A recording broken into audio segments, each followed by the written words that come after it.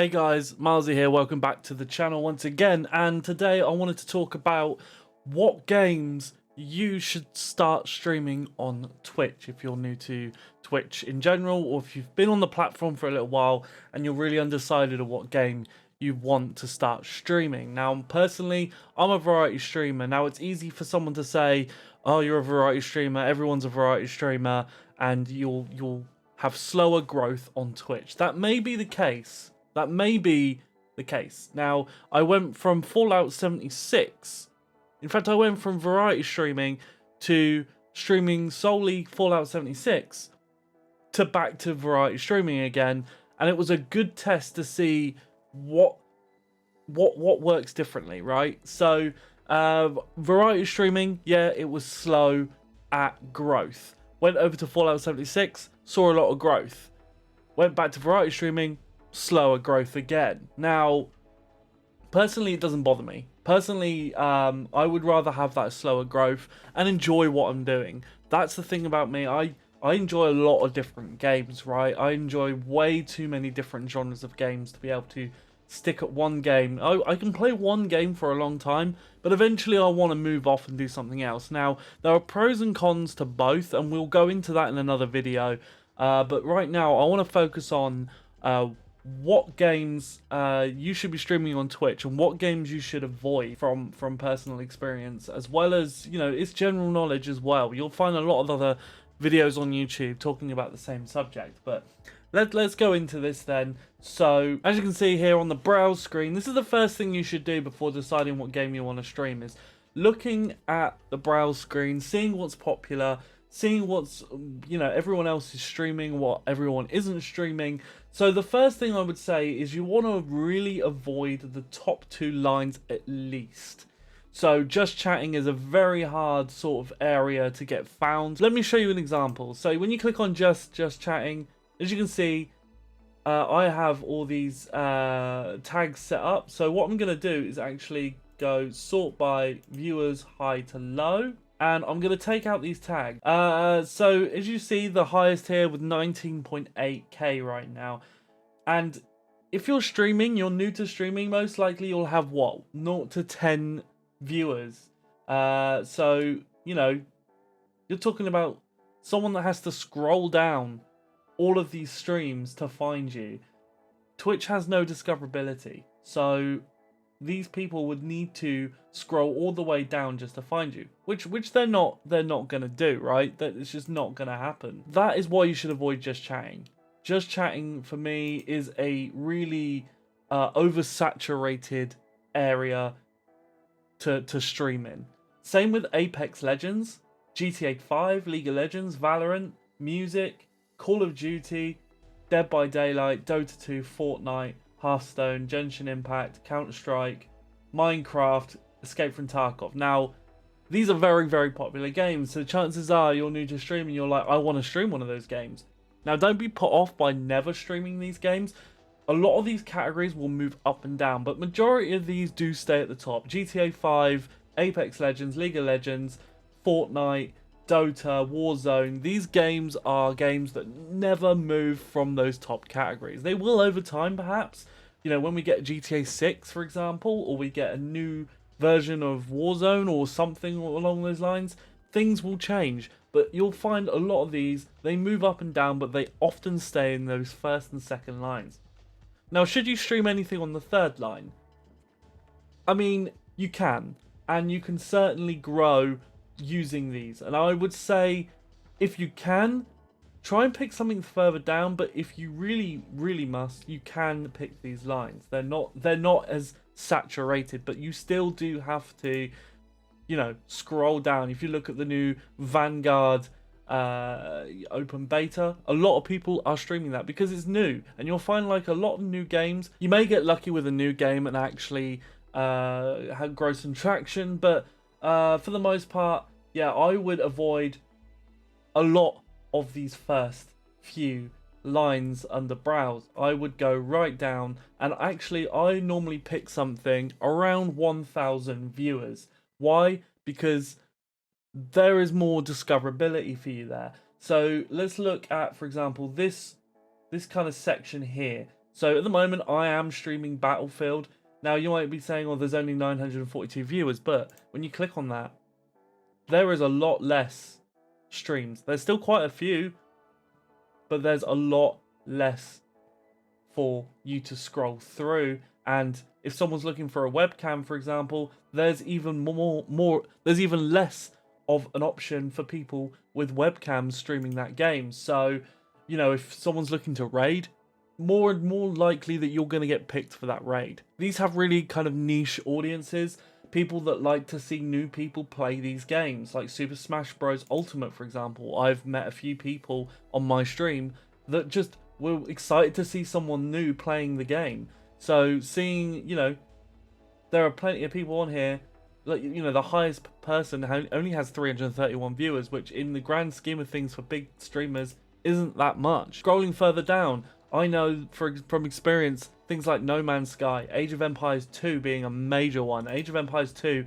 has a great community that you can grow on Twitch with, and it's about picking the right game. It's about picking the right. It's not just about that though. There's also an element of luck involved in it, trial and error. Play a game for a while, play it for a few days, and then see how it is, and then compare it to another game. Go and pick another game somewhere else down the line here, and just compare the two. What worked, what didn't work. That's what I do. It's trial and error. For example, tonight, for the first time ever, I'm playing The Last of Us on stream. I have no idea how that's going to go. I'm just going to do it, see it. If it doesn't work, we'll move on. And it's about finding the right game for you and your audience. Also listening to your audience. What games do they like? What games do they all have in common? Perhaps you'll find that all of your viewers are Star Wars fans, so maybe you can focus on Star Wars games. You don't have to focus on one game. You could focus on one genre. You could focus on one type of game. You could focus on one series of games. Even something like Fallout 76 has given me great results on stream, and it only has 319 viewers as of right now.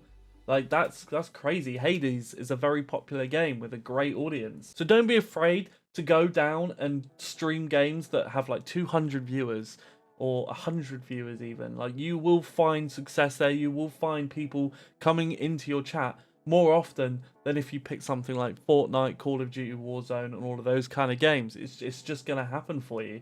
And that's what I would take out of this. Now, on the other side of the spectrum, of course, there are games that you shouldn't play that are just completely dead. That there's no one watching them. So if we keep going, you'll see these numbers drop further and further and further. So let's take, for example, the Herbs, Sims in the City.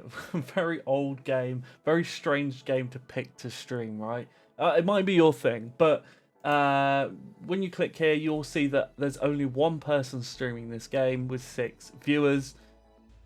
Chances are you're gonna stream this and you're not gonna be finding anyone. You'll find that these 6 viewers are watching this person for a particular reason, and you will probably, most likely, highly likely, not got any viewers from streaming the Herb Sims in the City.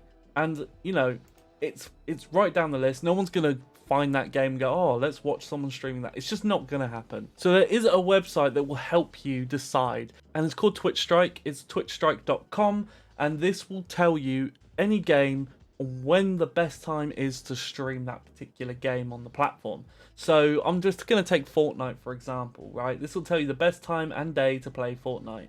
As you can scroll down, we have right now 5,042 channels streaming Fortnite right now with 75,000 viewers. It's absolutely huge. It's oversaturated, but it'll tell you this is the ratio heat map of channels and when the most channels are live. As you can see, the darker the color, the more there, and the viewers. So you want to look at the viewers really, right? And you can see here that, say, 7 p.m. on Tuesday, on Wednesdays even, is one of the highest points of when viewers are watching Fortnite. So let's look at another game, for example. Let's look at Fallout 76, because I know from experience that Fallout 76 does help you grow a good audience, a niche audience, in fact. So right now we only have 69 channels with 422 viewers. And if you look here, so the peak times clearly are 9 PM on a Saturday. You've got 9 PM on a Monday. And you'll find that most of the time it's because other channels are going live at that time as well, and they have dedicated followers to that particular channel at that particular time. But it might be that they'll click off that for whatever reason for 5 minutes. They'll find you and they'll find a new streamer that they like. And that's how it works. Yes, you are actually in competition with other streamers. Now, a lot of people say, oh, it's not about the competition. It's not about taking viewers from other people. It is. You are fighting against every single other streaming Twitch streamer on the platform, right? You are fighting against that. You are trying to dominate the space and take other viewers from other you want to take other viewers from other streamers. It's just, that's the fact. You have to use the Twitch audience that are watching other people. What makes you special? What will bring them over to you? It also gives you a general feel as well up here, where it says here the most channels are live Saturday at 3 AM, the most viewers Friday at 2 PM, and ratio Friday 2 PM 16. So it also gives you the least popular as well. So basically, if you're streaming Fallout 76 and you plan to stream just Fallout 76, don't stream at Friday at 1 PM, and don't stream at Friday at 10 AM. So it gives you an idea of what sort of times to avoid for that particular game. So that's really useful. Guys, I hope you found that useful. I hope this video is useful for you guys. And again, I'm no professional. I haven't got thousands and thousands of followers. Right now, we're sitting at 315 followers on Twitch and 25 subs. So, you know, I am a small streamer. But it's important not to have that mentality. And it's important to think bigger than you are. And have those aspirations if you want to succeed at Twitch. And success, again, is what you make it. I explained this in my last video. Success to me is not streaming to 0 viewers. I can go into a stream every single time and have at least 5 viewers every single time. And that to me is success. That to me is building that community that I wanted to do, make some friends on Twitch. And it's great, and everything else is a bonus to me. This is just great fun. And at the end of the day, guys, that's what's important. Are you enjoying your time on Twitch? Are you enjoying your time as a streamer? And if you haven't yet started streaming, don't procrastinate. Get on with it. Get a stream done. If you don't have a webcam, but you have a mic, stream. If you don't have either, just broadcast from your console. Just work out if streaming is something for you before you invest. Guys, we're going to go into some more stuff next time, but leave comments down below if this video was helpful and if there's anything you'd like to know more. I'll see you real soon in the next one. Take care of yourselves. Boom. I have the high... Oh, wait, no, you have the high ground. It's over, Cannon. I have the high ground.